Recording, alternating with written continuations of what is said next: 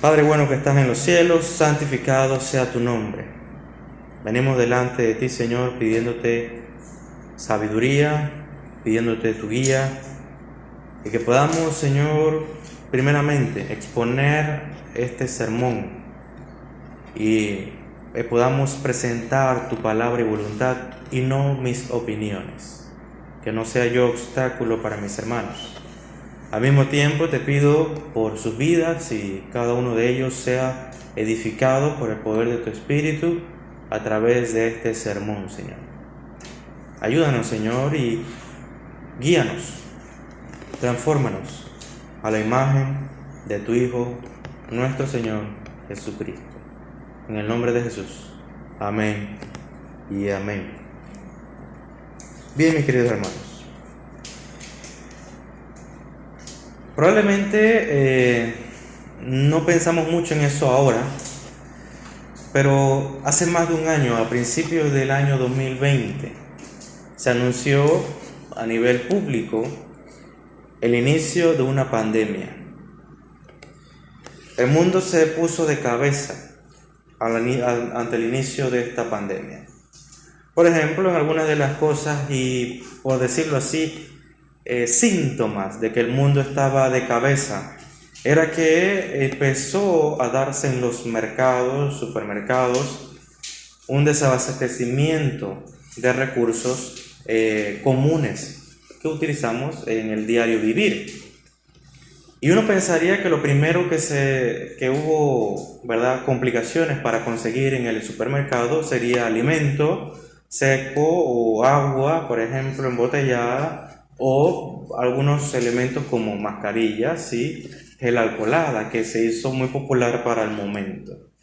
Pero lo que era bien difícil de conseguir en esa época, por increíble que parezca, eran papel higiénico.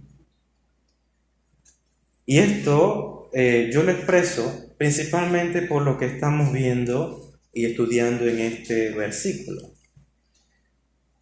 Algunos especialistas consideraron que la razón principal por la cual las personas empezaron a comprar papel higiénico en masa era simplemente por un pensamiento irracional, guiado por la ignorancia, guiado por sus propios miedos y también la influencia de otros. Era más bien el seguir la corriente. Mi vecino trajo 2 paquetes. Algo sabe él que yo no sé. Así que voy a conseguir 3 paquetes. Y el que consiguió 3 paquetes compró 4. Y el que vio a 4 compró 5. Y ya iban y llenaban el vagón de sus camionetas de papel higiénico. Ahora eso pasó aquí, pasó allá y pasó en varios lugares. Parecía increíble todo lo que estaba ocurriendo al inicio de la pandemia.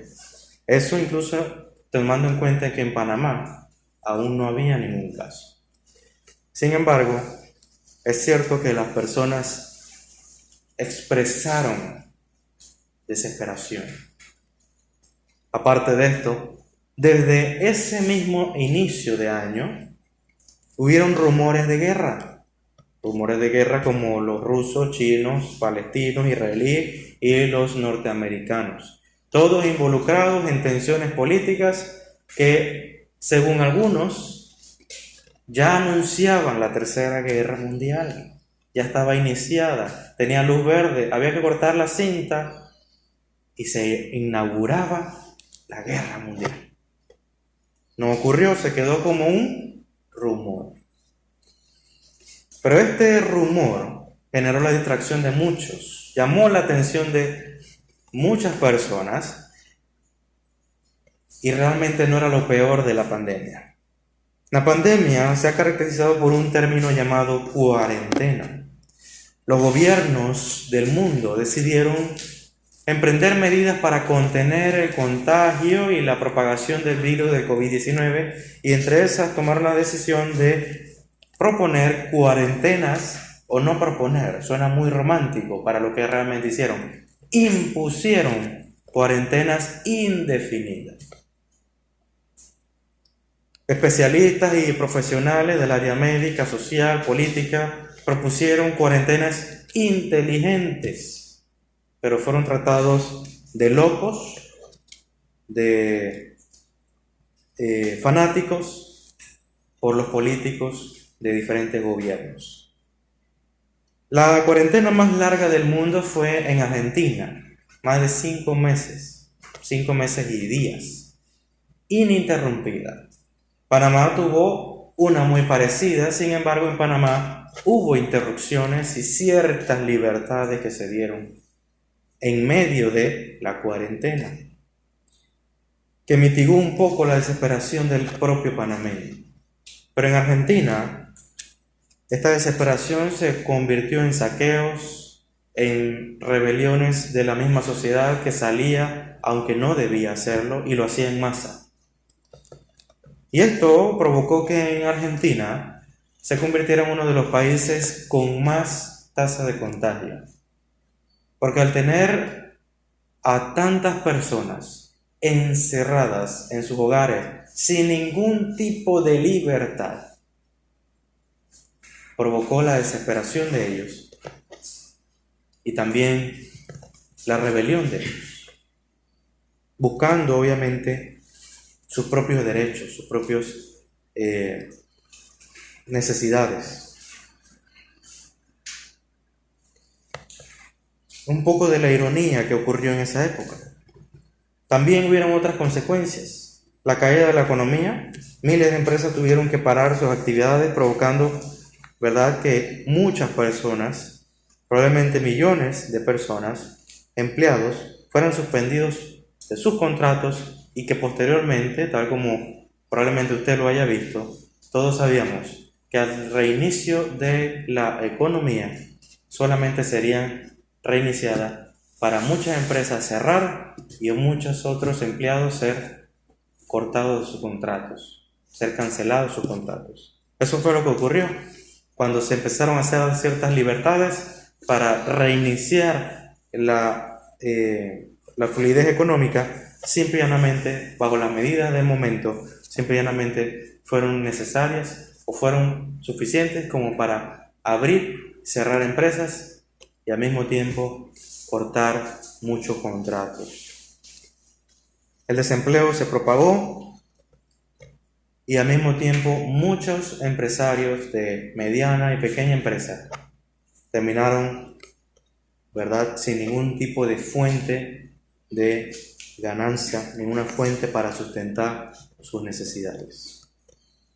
Además de esto, se ha incrementado después de la cuarentena la aparición de síntomas psicopatológicos, lo que se ha llamado como una epidemia de enfermedades mentales. Esto debido a los aislamientos exagerados o problemas intrafamiliares como la violencia y el maltrato que se han desarrollado en familias disfuncionales que nunca habían estado tanto tiempo juntos. Largos periodos de inactividad, las preocupaciones relacionadas al futuro, la posibilidad de morir en cualquier momento y las mismas restricciones de salidas recreativas han promovido este tipo de apariciones de síntomas. Otros problemas de salud, como ya mencionado, han sido promovidos por la cuarentena, como por ejemplo el aumento de peso, también problemas respiratorios, problemas cardíacos que se han dado posteriormente a eso. Esto ha causado que muchas personas busquen la ayuda, ¿verdad?, por sus dolencias que no tienen que ver con el COVID, y por la paranoia del COVID-19 no se han atendido de la mejor manera, o no se han atendido de forma eficiente, sino que se toma su dolencia como una cosa secundaria, ya que el punto y el problema del momento es el COVID-19. En otras circunstancias, la atención sería inmediata ante cualquier problemática de salud, no me importa que sea pequeña o grande, pero en vista del COVID-19, primero tenemos que descartar el COVID-19 y luego le atenderemos. Lamentablemente se ha perdido la educación, la decencia, la moral, el compromiso y el respeto a los demás con la excusa del COVID-19. Personas que por allá y yo acá. Y esa falta de educación la han justificado porque podemos contagiarnos. Esto sin contar, ya probablemente el problema más importante, que las iglesias se han vaciado en consecuencia de todo lo mencionado previamente. El enfriamiento espiritual debido a la avalancha de problemas que descendieron, ¿verdad?, por la colina de todos estos problemas que se ha ido agolpando y los ha embestido con fuerza. Ha hecho menguar la profesión y el compromiso cristiano. Es por esto que este versículo, este pequeño versículo de Juan capítulo 14, verso 1, es de gran relevancia para nuestro tiempo y para nuestros días. No hay mejor descripción del mundo en la actualidad que un mundo que está turbado. Ahora bien, ¿qué es eso de estar turbados? El concepto ya lo hemos definido anteriormente del griego taraxo. Taraxo es un término que no necesariamente implica una emoción, como tristeza, sino que es variada. Pueden ser múltiples emociones que se agolpan en una persona de forma armoniosa, por decirlo así, o en el mismo momento. Eso lo hemos podido estudiar anteriormente, cuando Jesús estaba frente a la tumba de Lázaro. Jesús no solo estaba triste y lloró, sino que también estaba enojado. Había ira en su corazón. Y los motivos ya los estudiamos en su momento. Al mismo tiempo también hubo turbación en el corazón de Jesucristo cuando posteriormente, en el capítulo 13, meditaba en la inminente, ¿verdad?, sacrificio y martirio propio. Él sintió en su corazón turbación. Y también hace poco, cuando anuncia, ¿verdad?, Jesús la traición de Judas a los discípulos, obviamente sabemos cómo lo dice Jesús, le dice: uno de vosotros me traicionará. Hubo turbación entre los discípulos. Los discípulos se turbaron.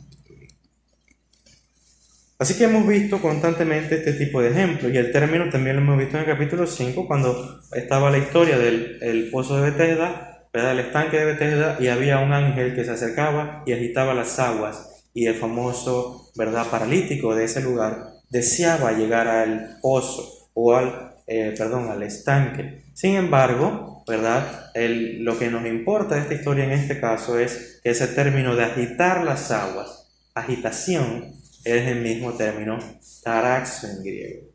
Así que lo que ocurre en el corazón del hombre es una agitación emocional, no una catarsis emocional, que sería la expresión o el desahogo, sino una convulsión dentro de nosotros, de varias emociones que no responden a un estímulo externo como tal. En el sentido de, por ejemplo, que alguien dice un chiste y usted se ríe, le causa alegría por un breve momento. Eso sería una respuesta emocional a un estímulo externo. Y en otros casos, si usted ve una película triste, con un final triste, usted lloraría por un breve momento de tiempo, ya que tendría un estímulo externo que evocaría en usted una emoción. Eso sería una emoción por un estímulo externo. Pero en este caso particular, no son emociones solamente, sino, como dije, una agitación emocional dentro de usted, que no es una, sino varias emociones que inundan al hombre, inundan a la persona, y esto debido a situaciones límite que la provocan. Son situaciones límite que provocan esta angustia y no simples estímulos.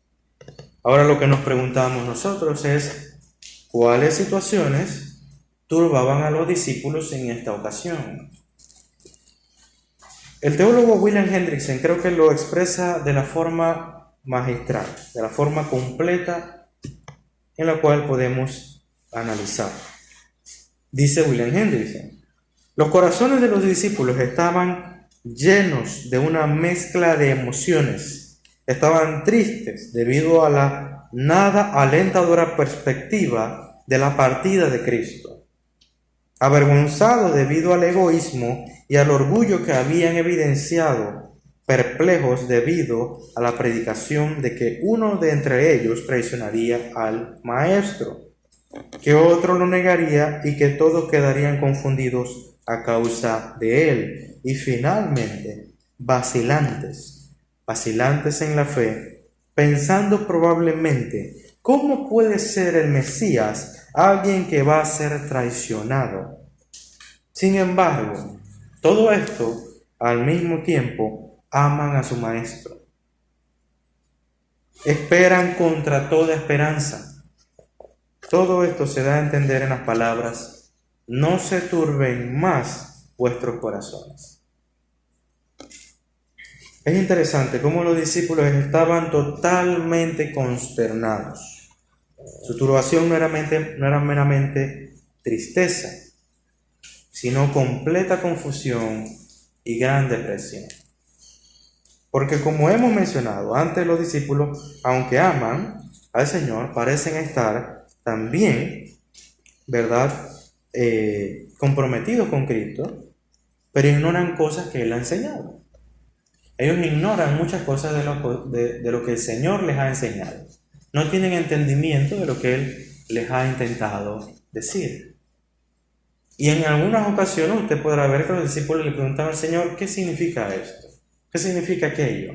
Y se les explicaba. Pero asimismo había muchas otras enseñanzas que ellos no tenían entendimiento. Jesús mismo se los da a entender. Ustedes aún no lo pueden entender, lo entenderán posteriormente. Eran ignorantes. Para ser discípulos del Maestro, eso era un motivo de deshonra. Normalmente, si usted es discípulo de un maestro, usted es eco de las palabras de su maestro. Usted es un gran y buen representante de aquel que le ha enseñado. Sin embargo, los discípulos se sentían mal consigo mismos porque ellos no entendían muchas de las enseñanzas de Jesús. Al mismo tiempo, aquellas enseñanzas que sí entendían, aquellas enseñanzas que comprendían perfectamente, los discípulos tampoco las podían poner por obra con fidelidad y eficacia. Eran torpes en su práctica de la fe.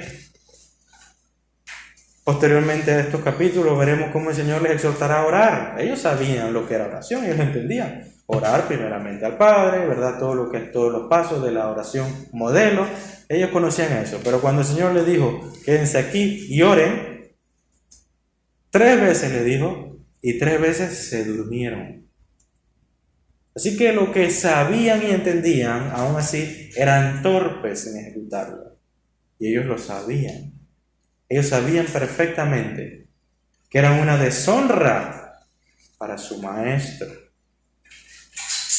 Así que vemos eso. Vemos que amaban a Cristo, estaban comprometidos con Cristo, pero aún así eran ignorantes y torpes. Y esto se agolpó con las terribles noticias que se dieron en los últimos capítulos que hemos estudiado.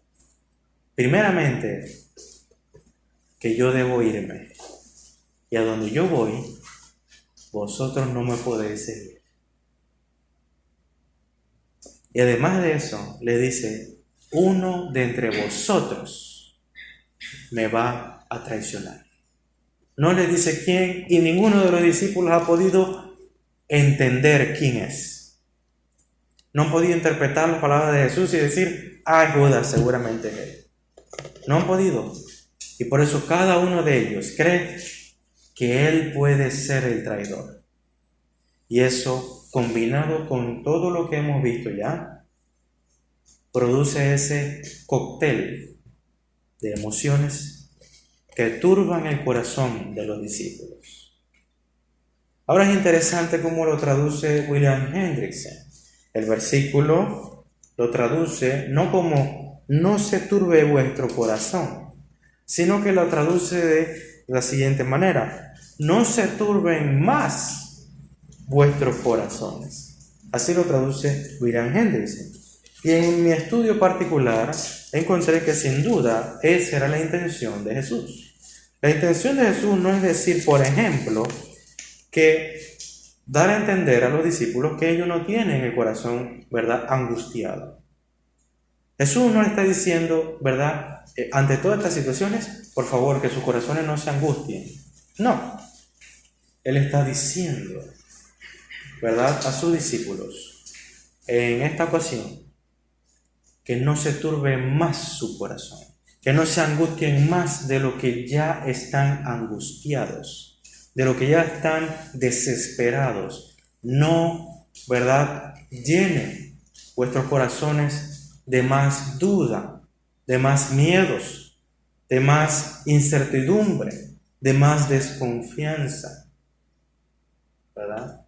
Y ese es lo que Jesús está tratando de decir. Y lo vemos también en la traducción NTV, que dice: no dejen que el corazón se les llene de angustia. Eso es lo que dice la traducción viviente.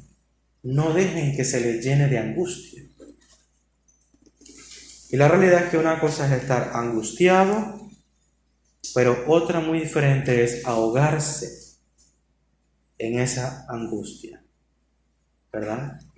Una cosa es estar, por decirlo así, pataleando en la superficie del océano, tratando de llegar a la orilla, y otra cosa es, muy diferente, es dejarse llevar por la corriente hasta las profundidades del océano. Eso es lo que le está diciendo Jesús a los discípulos. No se dejen llevar, no se hundan en esa situación, no se hundan por su propio pecado y su corazón engañoso.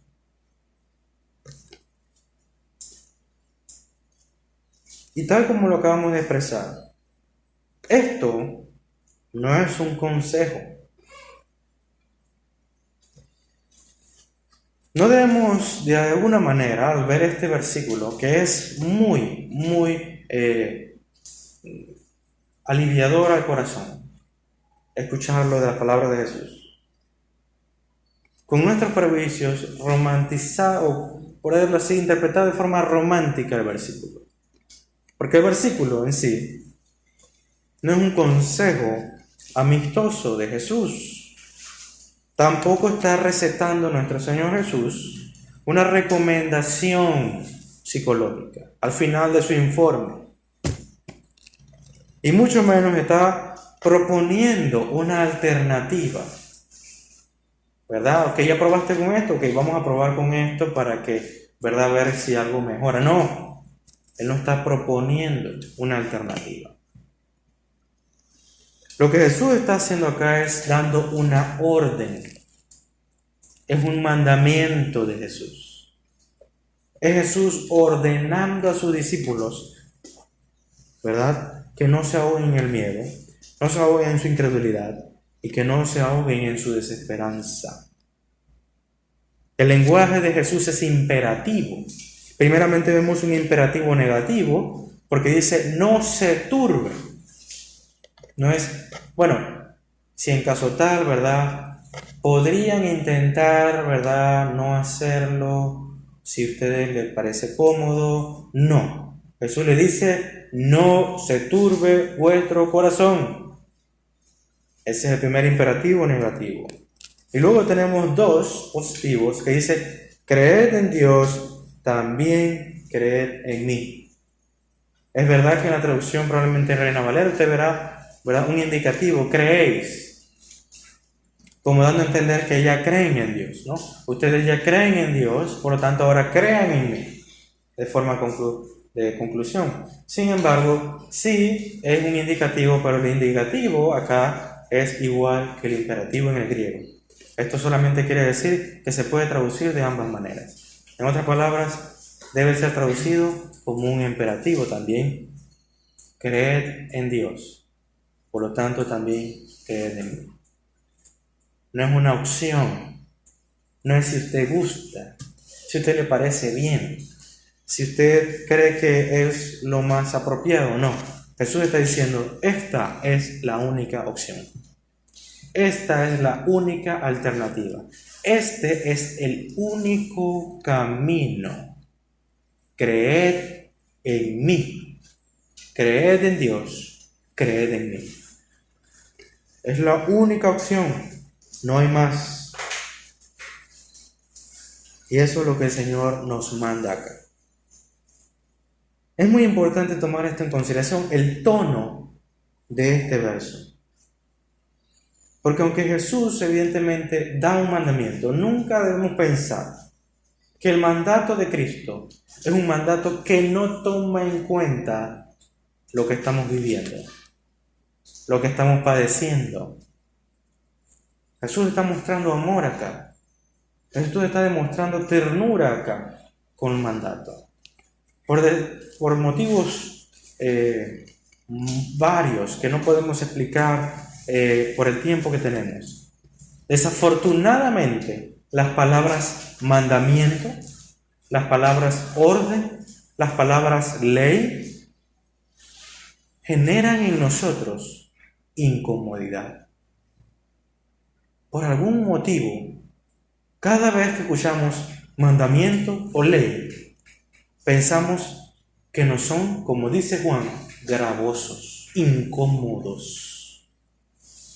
Nos generan angustia, más todavía.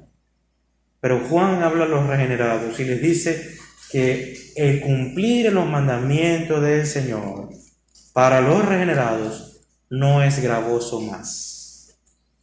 No es un problema, no es un dolor de cabeza, sino que con la asistencia del Espíritu de Dios, usted podrá poner por obra aquello que el Señor le pide.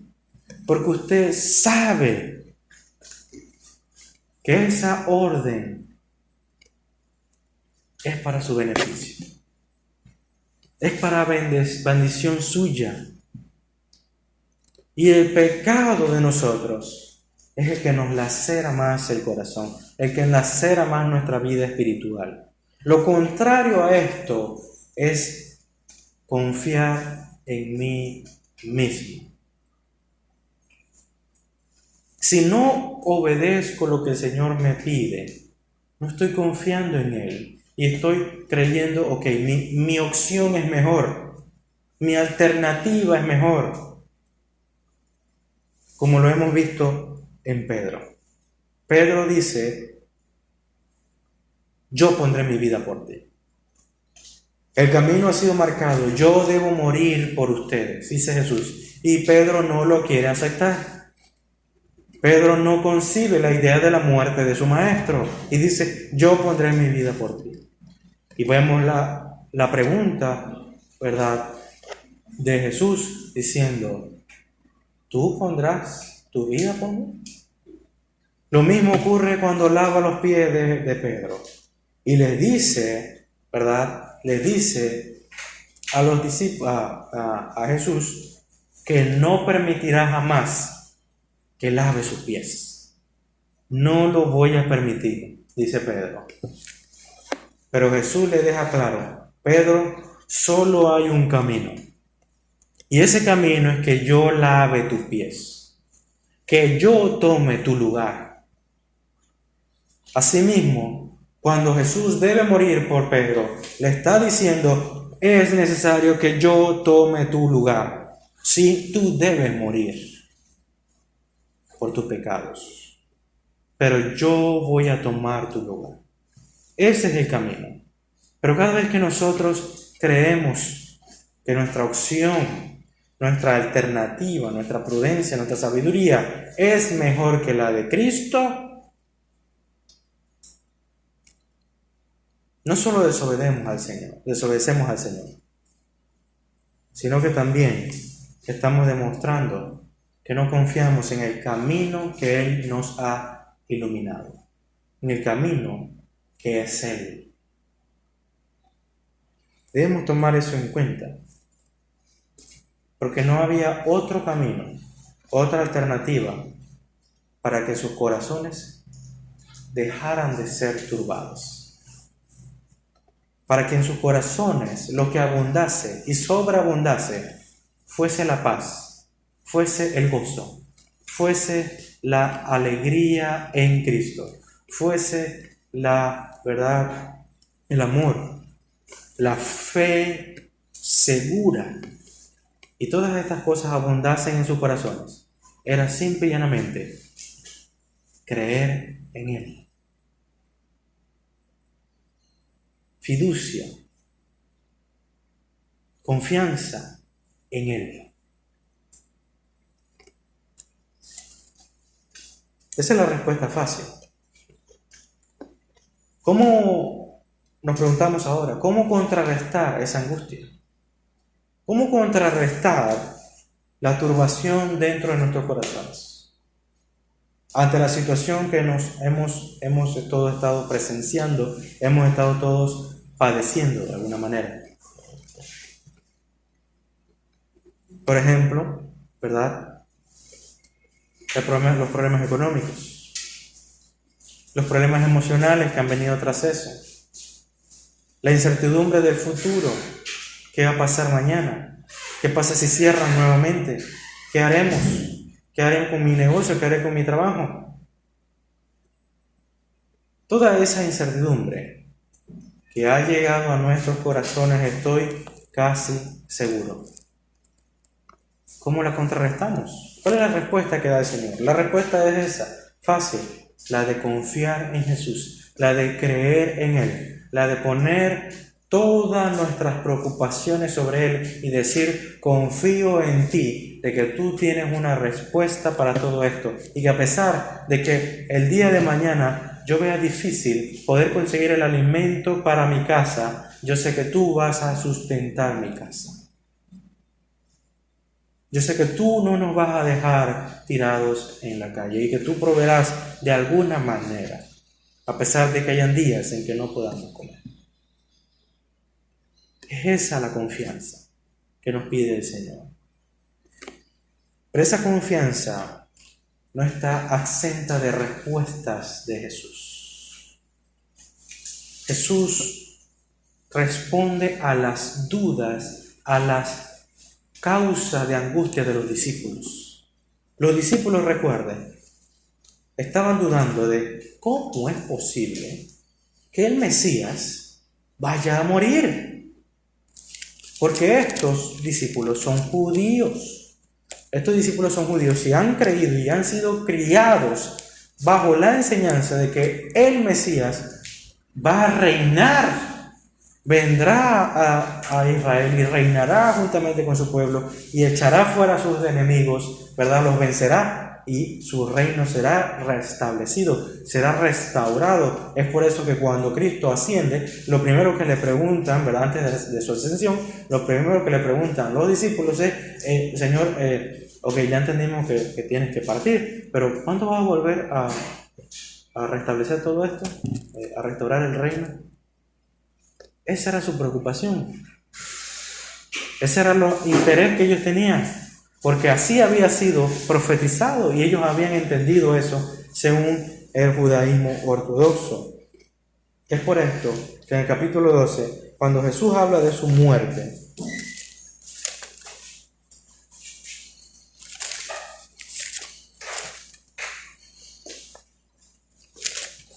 ¿verdad? Hubieron algunos, capítulo 12, versículo 34, vamos a leer la respuesta de los judíos. Los judíos, cuando escuchaban de la necesidad de morir de Jesús, de que Él muriera, que el Hijo del Hombre muriera, esta era la respuesta que ellos daban.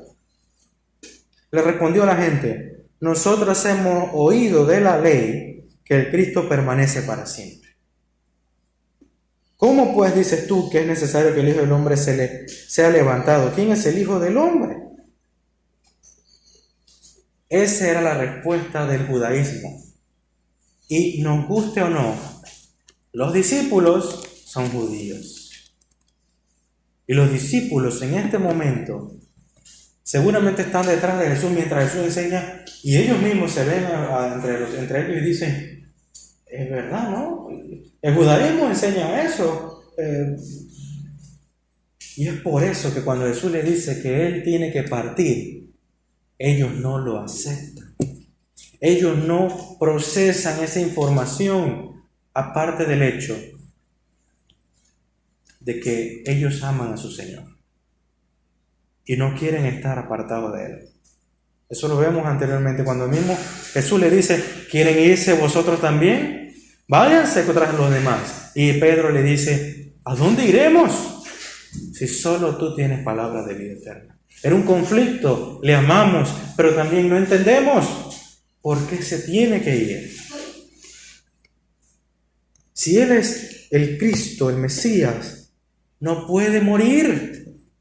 No se supone que debe morir. Esa no es la expectativa de los judíos. Los judíos tenían una expectativa. Se supone que todo tiene que ir así, ¿no? Primero esto, después aquello. Ese es el plan que todos tenemos. Voy a emprender un negocio y voy a hacer esto, y cuando haga esto, ¿verdad? Todos me van a comprar mi producto, ¿verdad? Y tendré éxito y me volveré un magnate. Todos tenemos una idea en nuestra mente. Un plan en la mente. Sí, emprenderemos una iglesia y todo va a salir como uno quiere.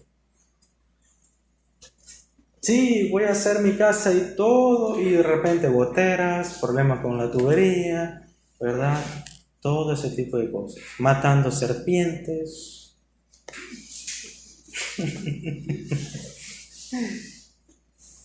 Ya uno va con el biombo, ¡pum!, porque ya uno no sabe qué puede aparecer por ahí.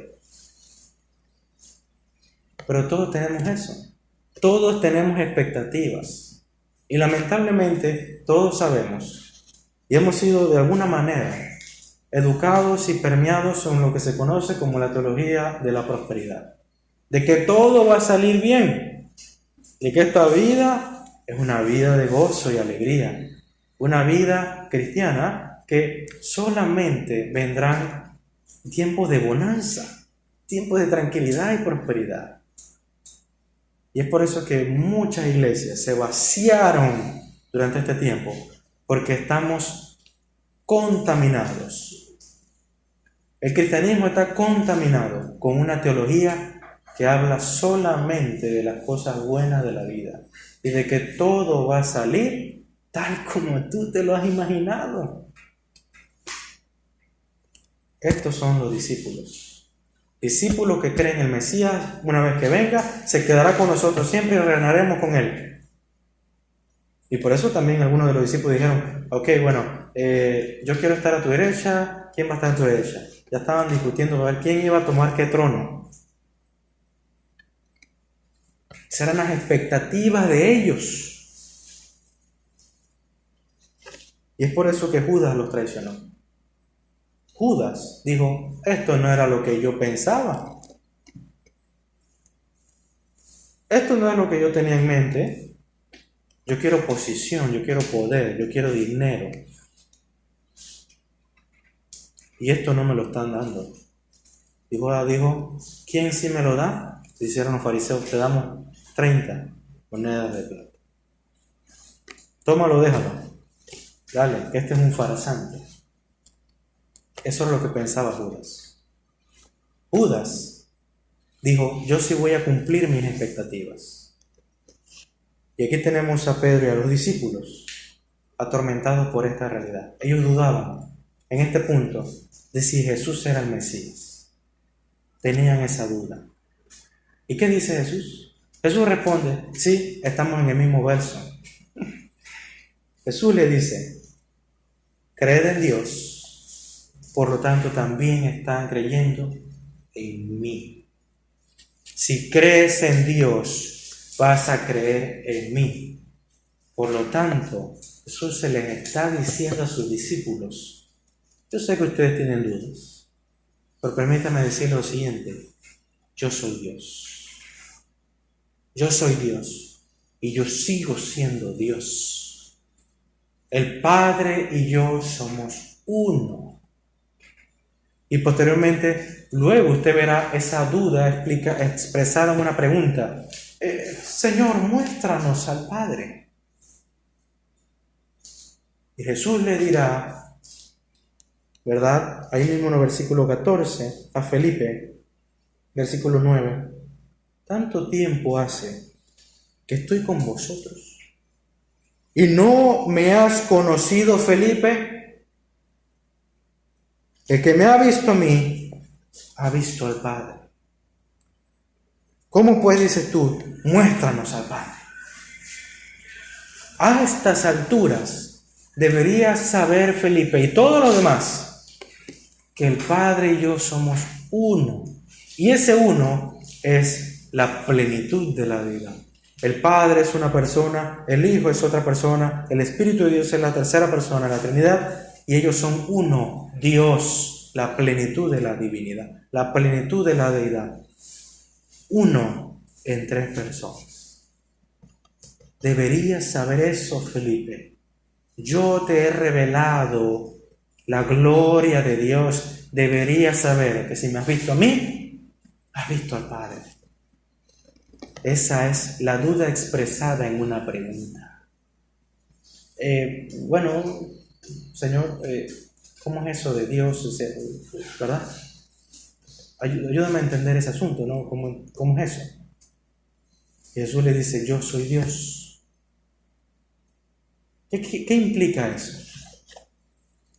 Si yo soy Dios, no es solo que no puedo morir. Tú tranquilo, yo me encargo de esto. Si usted tiene un concepto correcto de quién es Dios, cada detalle, cada pequeña minucia, cada pedacito del plan de Dios está determinado por Él. Y nada se escapa de su gobierno, nada escapa de su control. Y Él no está desesperado, ay Dios mío, ojalá esto salga bien, ojalá todo me salga bien, ¿verdad? Todo esto. Él no está desesperado en ese sentido. Jesús cuando dice, yo soy Dios, Él está diciendo a sus discípulos, yo tengo control de todo. Por lo tanto, ustedes no se angustien, tranquilos, que todo está planificado. Todo está en su debido tiempo, ordenado y decretado de la eternidad, y se ha cumplido a cabalidad. Como diría, ¿verdad, Chespirito? Que no panda el cúnico. Todo está fríamente calculado. Esto es lo que ocurre acá. Ahora de Chespirito, sabemos la historia, ¿no? No estaba todo fríamente calculado. Todo era por accidente. Pero de Dios no podemos jamás dudar. Porque Él sostiene el mundo en la palma de sus manos.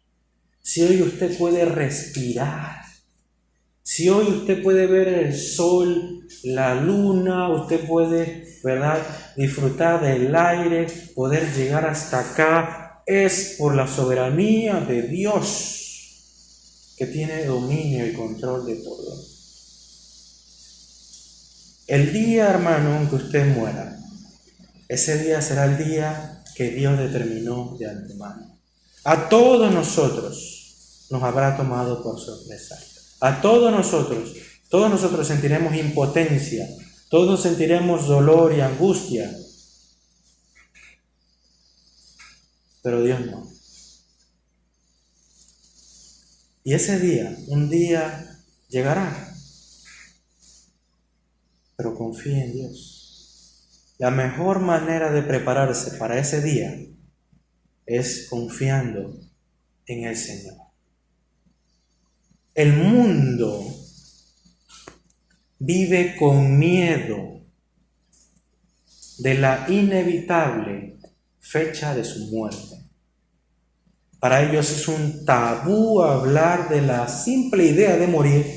Eso no es tema de conversación. Y como he dicho anteriormente, yo espero el día en que una persona, ¿verdad?, podamos hablar. ¿Te imaginas el día en que moramos?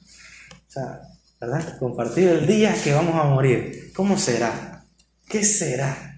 ¿Qué pensarán de mí después que me muera? Empezarán a hablar mal de mí. Cosas como esa. Pero, ¿realmente podemos hablar de eso con tranquilidad? Podemos decir, wow, el día en que yo muera, estaré con Él. ¿Cómo será eso?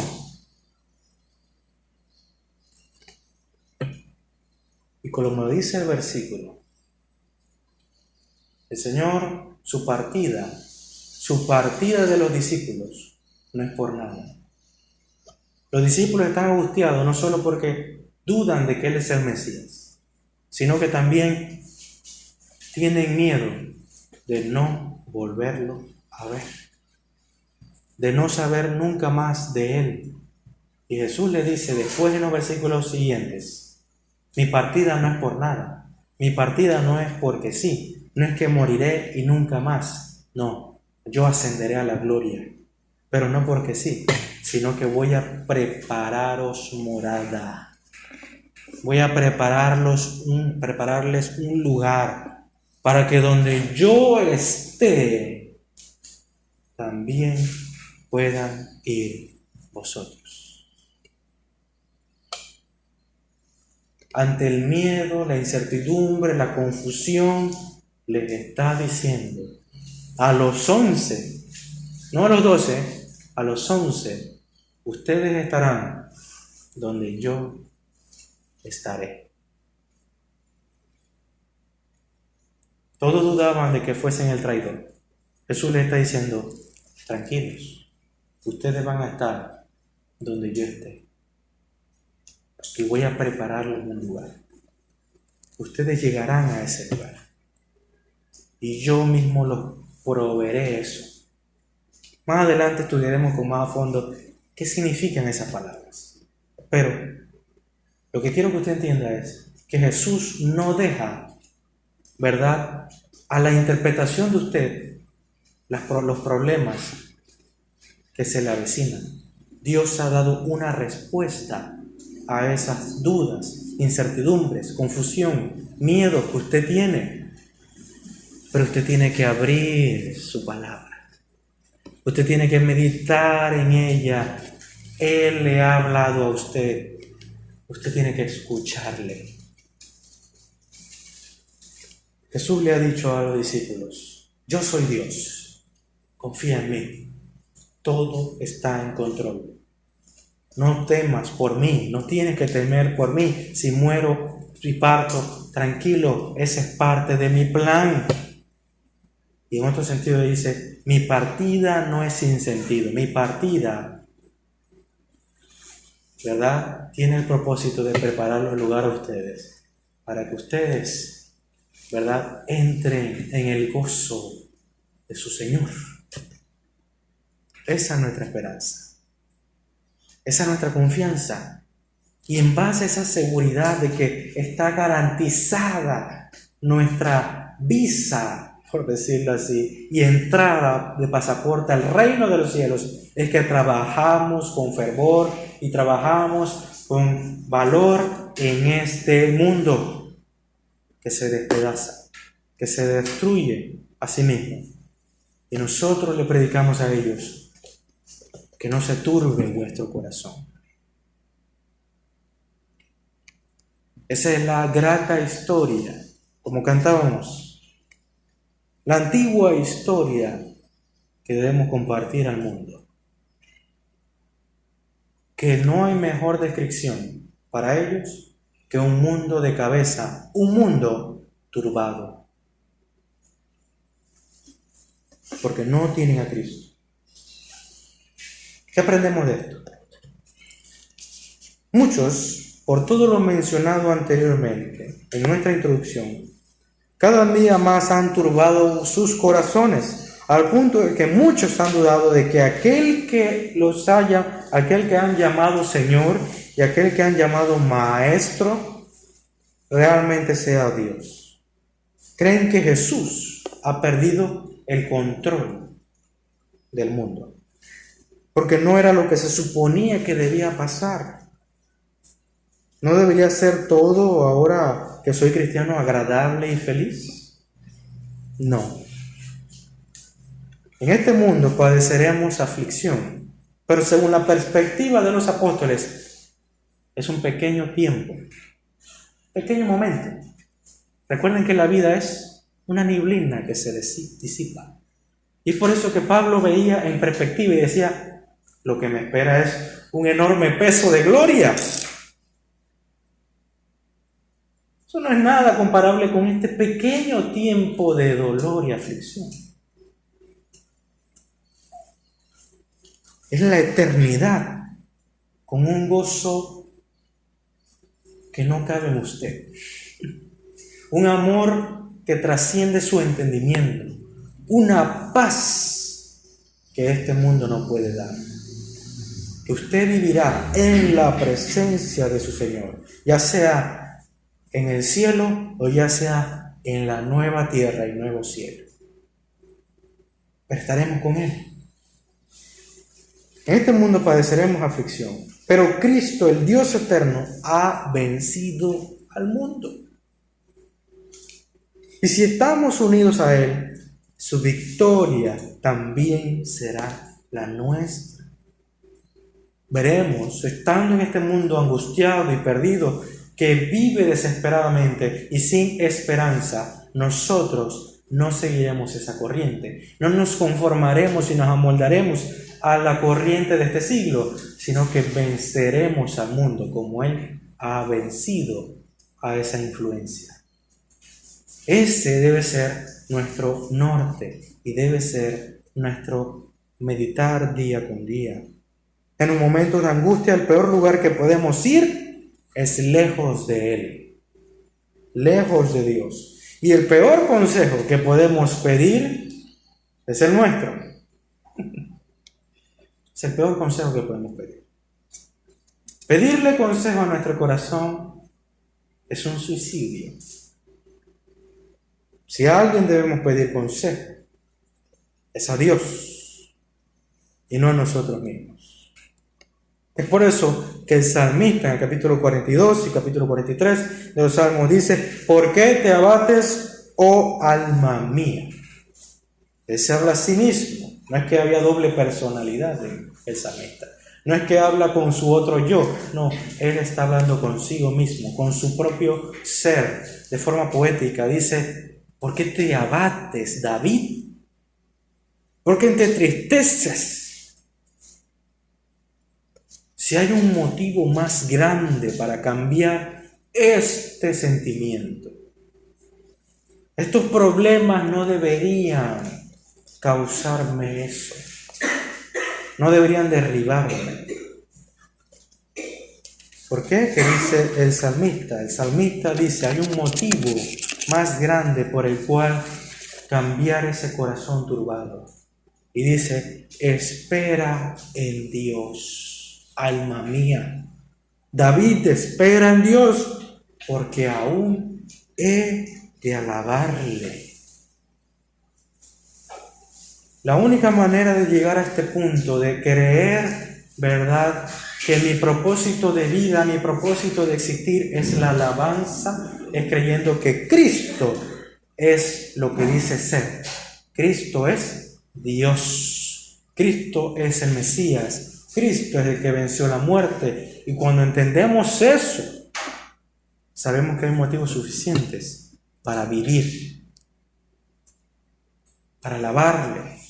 El mundo hoy, donde el sistema y la cosmovisión es humanista. La humanista quiere decir que todo gira alrededor del hombre y que el hombre dentro de sí tiene potencia y poder dentro de sí para ¿verdad?, tener valor en sí mismo, ignorando a Dios, quitando a Dios. El hombre es Dios en esa filosofía. Desde el inicio de esa cosmovisión, las tasas de suicidio son enormes. Y no hace falta que le diga, después de la cuarentena, las tasas de suicidio se han disparado. ¿Por qué? Porque se han visto a sí mismos el superhombre que ellos creían ser y se han dado cuenta de que son seres miserables, seres perdidos, seres en los cuales no encuentran significado y han perdido toda esperanza. Porque su esperanza en última instancia, ¿en qué dependía? En sí mismos. Pero David, el salmista, los hijos de Coré, decían: no es en nosotros mismos, es en Dios. Espera en Dios, porque hay un motivo para seguir viviendo, que es la alabanza de su nombre. Ese es el antídoto de la desesperanza, de la incertidumbre con el futuro. No importa su futuro, hermano, lo que importa es que usted pueda levantar las manos santas hoy para alabarle.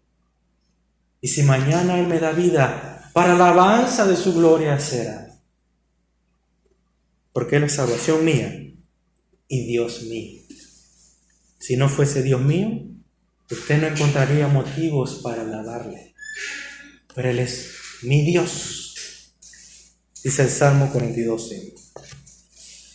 El mundo, mi querido hermano, le prometerá riqueza, le prometerá prosperidad, paz, felicidad, todos al costo simple de darle la espalda a Cristo. Para tener todo, debes arrodillarte frente a Satanás. Solo tienes que inclinarte. ¿Recuerdan la tentación de Jesús? Todos estos reinos te daré. Si inclinado me adoras. El mundo te promete eso. Lamentablemente, muchos hoy han vendido la perla de gran precio que tenían por unas cuantas monedas.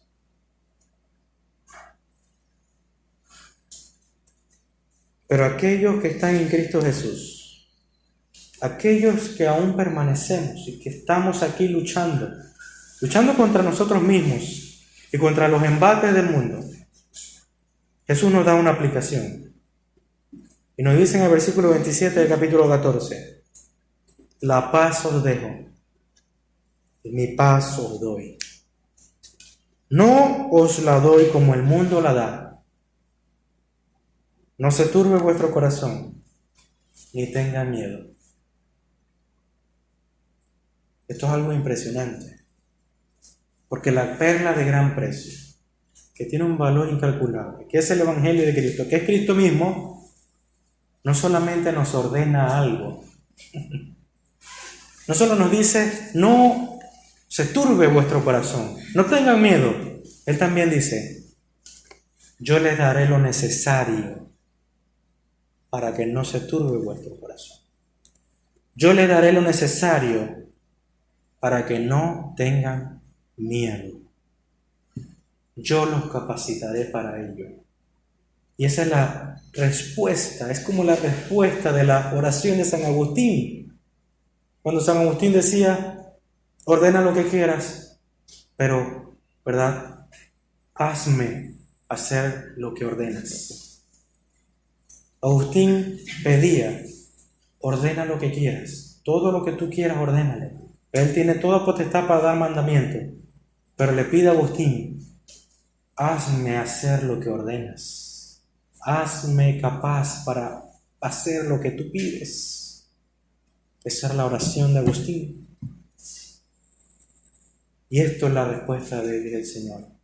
El Señor le dice, yo les doy paz. Una paz que trasciende vuestro entendimiento. Una paz para con Dios, que es la única paz que debemos priorizar. Hermano, si somos amigos de Él, si estamos en una relación filial con Él, si Él está por nosotros, ¿quién contra nosotros? Esa es la paz que en medio de la persecución, en medio de la burla y en medio de todos los problemas que hemos mencionado, traen consuelo a nuestra mente y corazón. Meditemos siempre en esto. Siempre que este verso nunca salga de nuestra mente. Que siempre nos prediquemos a nosotros mismos. No se turbe vuestro corazón. Si no creed en Él, creed en Dios, creed en mí.